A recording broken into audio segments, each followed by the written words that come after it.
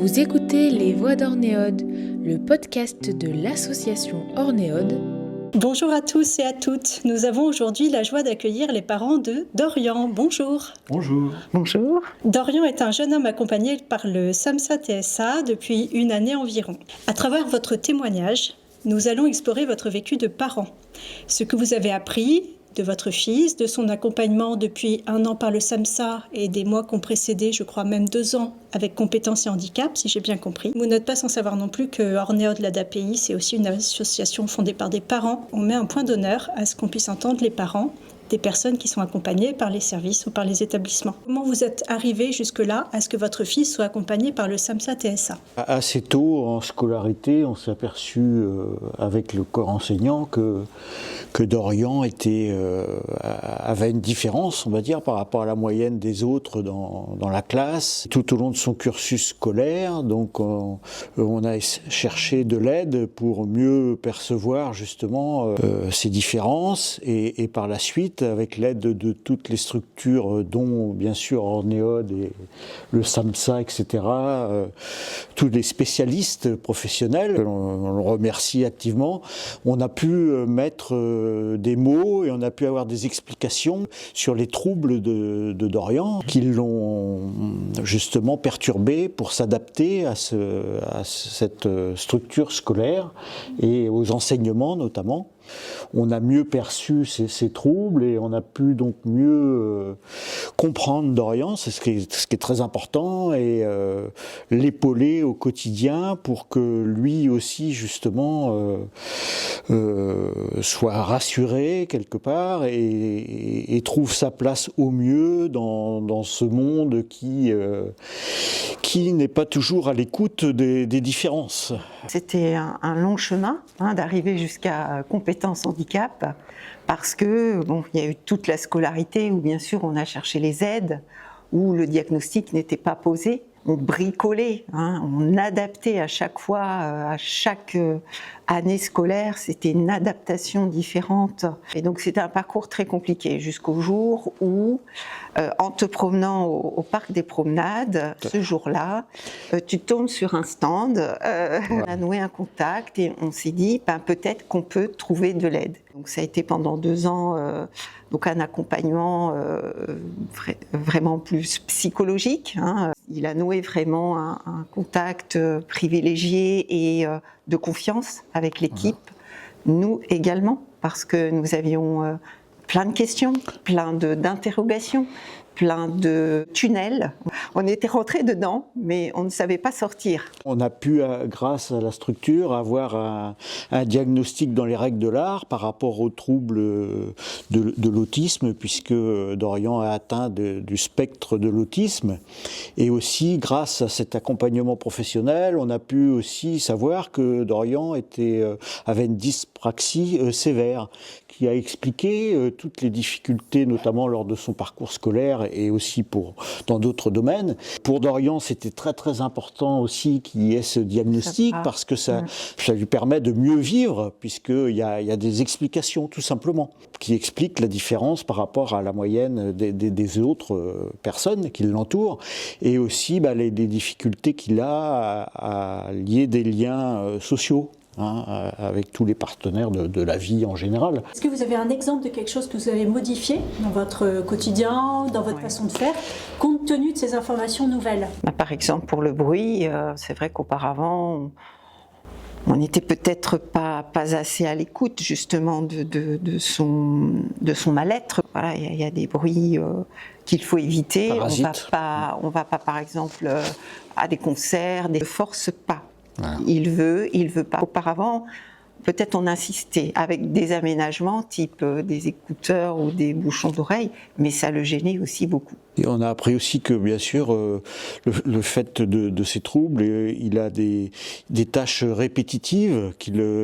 Par exemple, il va s'intéresser aux voitures pendant un moment, il va faire des listes sur tous les derniers modèles, les derniers cris. Il est très analyste, programmeur. Et quand il fait ces tâches qui sont quotidiennes, il ne faut surtout pas le déranger. Ça fait partie de l'autisme. Et aussi ne pas oublier que, justement, ces troubles le fatigue énormément. Donc il a une grande fatigabilité aussi par rapport à la moyenne, et ça il faut qu'on l'intègre aussi en tant que parent. Par exemple, on peut lui demander des petits services dans la journée, parce que c'est important aussi dans la vie sociale, familiale, qu'il contribue, et il contribue toujours très volontiers, il est formidable. Par contre, il faut faire attention de ne pas le surcharger, voilà, parce que ça peut polluer, bien sûr, sa concentration, et donc ça peut lui faire plus de mal que de bien.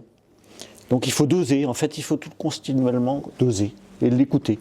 Dorian a eu la chance d'avoir un parcours scolaire normal, mais avec des efforts incroyables qu'il a déployés lui-même, parce qu'il a des qualités de persévérance et de volonté.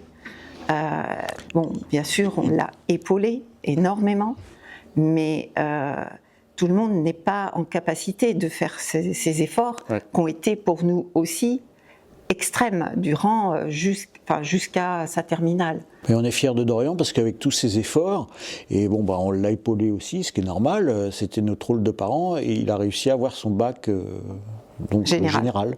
Oui, énormément. C'est au prix d'efforts conséquents. Justement, je parlais de fatigabilité, on l'a beaucoup ressenti dans son cursus de formation, mais il n'a jamais abandonné.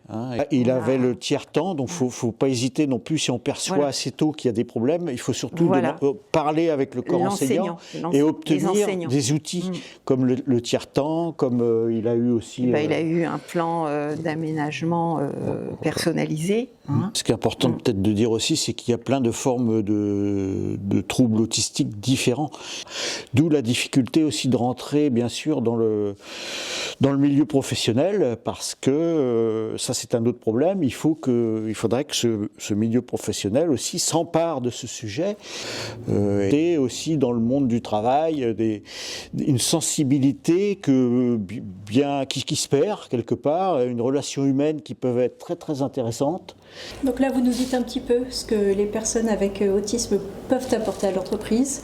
Par rapport aux désirs et aux aspirations et aux centres d'intérêt de Dorian, dans quoi vous le verriez ? Pour le monde professionnel, je le vois plutôt sur un poste monotâche. Parce que on ne peut pas lui demander de multiplier son attention sur plusieurs domaines. Donc je le vois plutôt dans un environnement calme qui impliquerait qu'il soit sur un poste très aménagé, dans un bureau tout seul, mais pas isolé, mais il a un espace à lui. Il est plus sur une monotâche et où il n'y a pas d'exigence dans le temps. Mais il faudrait aussi un accompagnement. Y a-t-il des moments de joie avec votre enfant que vous appréciez ? Il a de l'humour, Dorian. Son humour, il a un humour très particulier, tellement vrai, mais rigolo. C'est inattendu, souvent, des fois des réflexions. Inattendu. Je lui demande, tiens, il était comment ce monsieur-là ou cette dame que tu as rencontrée, par exemple, il avait le visage carré ou ovale ou triangulaire. Par exemple, il disait pour l'école, on veut nous faire avoir un cerveau de singe savant. Il a beaucoup d'attention envers les autres. Alors, ce serait bien qu'on lui réserve un peu plus d'attention aussi. Oui, c'est quelqu'un de gentil, qui n'a pas d'agressivité vers les autres, en fait. Et les moments de joie, c'est quand on le voit aussi très heureux. Ça peut être, par exemple, il adore regarder les oiseaux. Le voir heureux de voir une petite chouette, deux petites chouettes. Des chouettes chevêches, on a vu récemment, c'est très mignon. Moi, je vais beaucoup à la pêche avec lui. C'est pareil, on partage des bons moments, on fait du tennis, etc. L'actualité aussi, il a un esprit critique et on discute beaucoup. Même souvent, les journalistes, ils nous bassinent, ils nous parlent toujours de choses qui vont mal. Quand est-ce qu'on aura un journal, des choses qui vont bien ? Alors, on discute beaucoup de tout ça, de l'actualité. Les moments de joie, c'est la relation maintenant qu'il a pu tisser avec notre chat. Parce que ça fait très peu de temps qu'il s'en intéresse. Ça fait 6 ans qu'on a ce petit chat. Il ne le regardait même pas. Et puis un jour, c'est venu comme ça. Il joue beaucoup avec elle. Ça l'amuse beaucoup. Il en rigole beaucoup. C'est l'histoire du chat. Typiquement, il aimait les animaux. Mais ce chat qui vivait avec nous il l'intégrait pas en fait. Enfin, il n'avait aucun lien avec lui. Il pouvait passer devant. Et maintenant, le chat le lui rend bien. Et oui. Ouais. Et ça, c'est sympa. Est-ce que vous avez un petit mot pour conclure ? Dorian, il est très très attachant, il a plein de super bons côtés, qui méritent vraiment d'être le plus heureux du monde, et qu'on lui offre les possibilités de s'épanouir le plus possible. Et on remercie le SAMSA, Ornéode, toute l'équipe, parce que vraiment, ils nous ont beaucoup aidés, et Dorian aussi, déjà pour mettre des mots, mieux connaître ses troubles. Il faut beaucoup de patience dans ce processus d'acceptation de la situation de handicap. Autant pour notre fils, bien sûr, il accepte ce qu'il est. Nous devons aussi cheminer à l'accepter. Les choses aussi changent. Il n'est pas jeune homme aujourd'hui comme il était enfant. Ce que le SAMSA TSA peut proposer est un réel soutien dans cette perspective, parce que c'est un long chemin. Ça restera encore un long chemin. Merci beaucoup pour votre témoignage qui, je l'espère, saura éclairer les parents concernés par l'autisme d'un enfant et même toute personne soucieuse de mieux connaître et de mieux appréhender ce trouble. Retrouvez tous les témoignages, podcasts et vidéos sur orneode.fr ou sur notre chaîne YouTube.